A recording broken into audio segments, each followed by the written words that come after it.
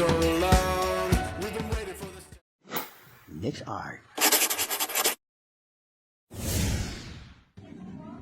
Kamusta mga kasining? Maraming salamat po sa mga nag-follow at nag-share sa FB page natin na Nix Art. At salamat din po sa nag-request sa shoutout kay Salde Isles. Pare ko, ito na yung art ko na pinapangarap natin na sana maibalik. Anyway, samahan niyo po akong i-explore ito ngayong araw na ito sa mga ginawa ko dito, yung mga preparation at saka yung mga gamit na ginamit natin. Maraming salamat po ulit sa inyo. God bless you mga kasining. Next art. Magandang hapon mga kasining. Doon siya nag-request kay paring Salde. Yan, inaayos na pare. Kakarating lang ni Airpat kinuha na yung scaffolding kaso nagagalit. Kasi mali yung lubid na kinuha ni Ricky. Yung kulay itim dapat ang kinuha, yung blue ang kinuha niya. Hindi yan ang scaffolding natin. Yung catwalk natin, ayan. Welding machine natin nandiyan natin. Iniram ko muna sa ayan, sa vulcanizing natin. May welding machine na sarili yan. So yan ay nagagawa nila ang welder. Ito yung welding torch natin. Ayun yung ground na kakapit. Nagagawa nila. Meron siyang trusses. Tapos may pundasyon na siya. Nabuhusan na siya kahapon. So kinasan na nila.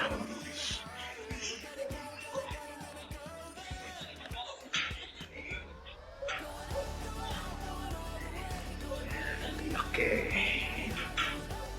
Cool shot. May arc pa sa taas yan. May pangalan yan.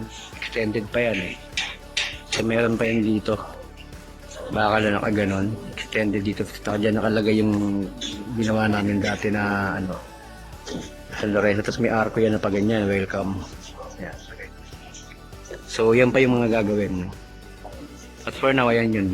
Yung request mo na arco. Ng San Lorenzo. Salamat paring Saldi, Parikoy. God bless you. Next art. Yon mga kasining, magandang hapon. Pinipinturahan na po yung arko natin, no? Yung classic red. Yan po. Non-partisan po yan, Ano lang po talaga, yan ang classic na kulay nung ginawa namin yan. So, meron tayo roller brush dito. Yan. Medyo nagbo-blurred siya mga kasining.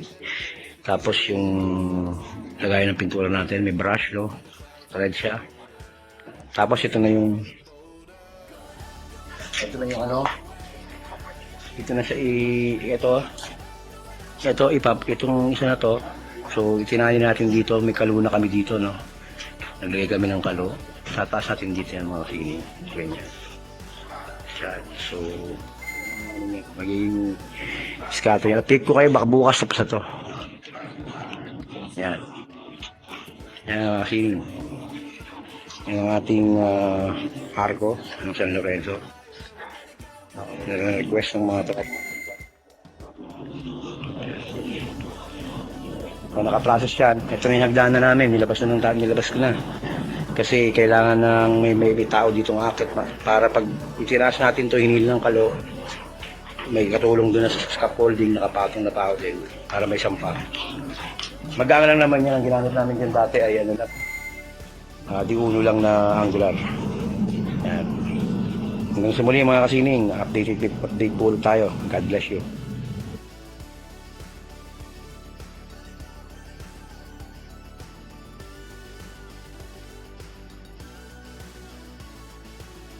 We've been waiting for so long. We've been waiting for this. Next art. Yun, mga kasining, kamusta po kayo? Ito na po yung ating finish na isang likang kamay na naman na request ng ating isa sa mga followers, si Salde Isles, Parikoy. Ito na. So, retouch na lang tayo dito. May nagpipintura pa Si Ricky, andyan pa nagpipintura. So, tatanggalin na natin itong hagdanan mamaya. Makikita nyo na yung full picture nito. So, gumamit tayo dito ng Sintra board. Mga Sintra board to, yung mga to.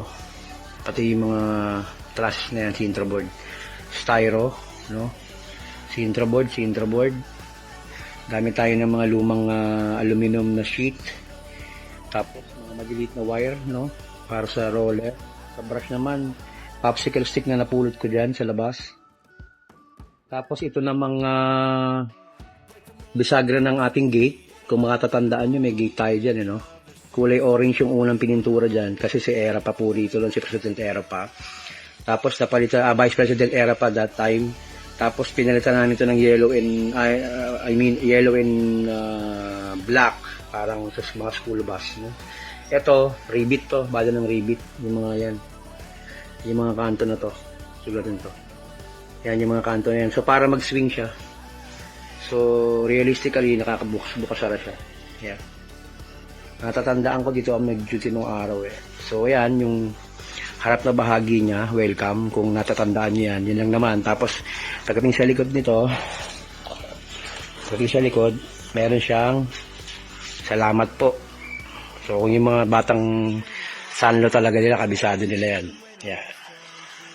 Hindi tayo madalas magkabit ng mga parol-parol nung araw. So, abangan nyo yun.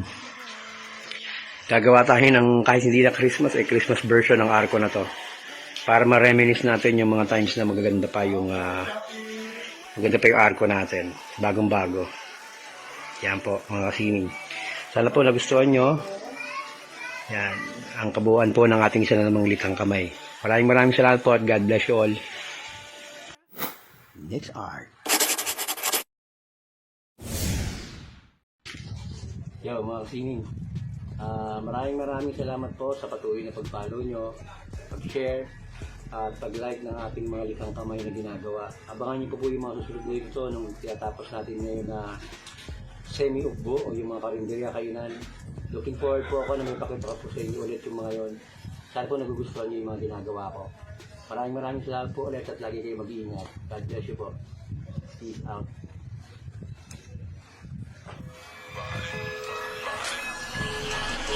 Batang sando to,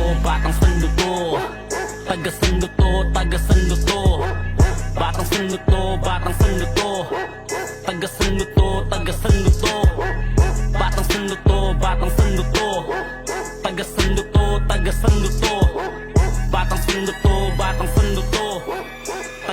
to, taga sando to.